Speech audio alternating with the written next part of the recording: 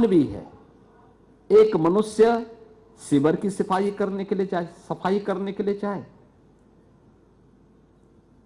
उसके जीवन के साथ खिलवाड़ भी होता है। क्या आप पैसे से किसी व्यक्ति की जिंदगी को वापस कर सकते हैं? कभी नहीं।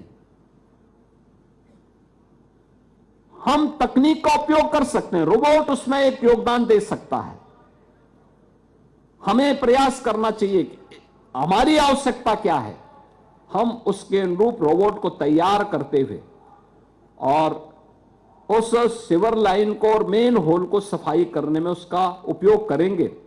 जनहानि भी रुकेगी, कार्य आसानी से भी होगा और साथ साथ हम लोगों को एक बेहतर, यानी जिसे आप ईज ऑफ लिविंग कह सकते हैं, इस लक्ष्य को प्रदान करने में हम भी अपने स्तर पर उसे योगदान दे सकते हैं। अक्सर हम देखते हैं कि सिंगल यूज प्लास्टिक को सरकार ने बैन कर रखा है, या सामान्य रूप से हम लोग दुनिया के अंदर कहीं जाते हैं, हम वहां के नियम कानून को मानते हैं और नियम कानून को इस रूप में मानते हैं दोनों प्रकार से। ट्रैफिक सेंस की दृष्टि से भी मानते हैं। ट्रैफिक के लिए अगर रेड लाइट आ गई तो हम वहां गाड़ी अपनी खड़ी करते हैं। बाइक से जा रहे हैं तो हेलमेट पहनते हैं, फोर व्हीलर में है सीट बेल्ट बांधते हैं। लेकिन अपने देश में हम बाइक से जाएंगे तो हेलमेट नहीं पहनेंगे, फोर व्हीलर में जाएंगे तो सीट बेल्ट नहीं लगाएंगे। रेड लाइट आएगी तो एक प्रतिस्पर्धा होती है कि कौन पहले रेड लाइट का उल्लंघन करेगा। ये जो प्रतिस्पर्धा का भाव है, ये नकारात्मक भाव है।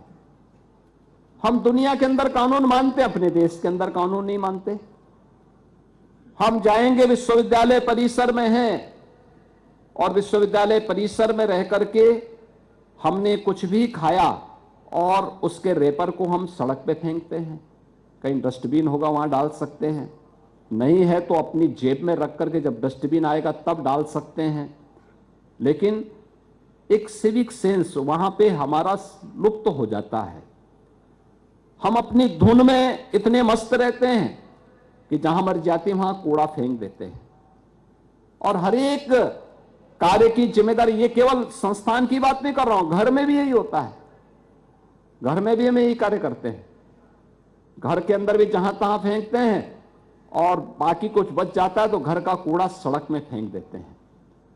और हमें मानते हैं म्युनिसिपल कॉर्पोरेशन आएगा, सफाई कर्मी आएगा, वो अपने आप उठा देगा।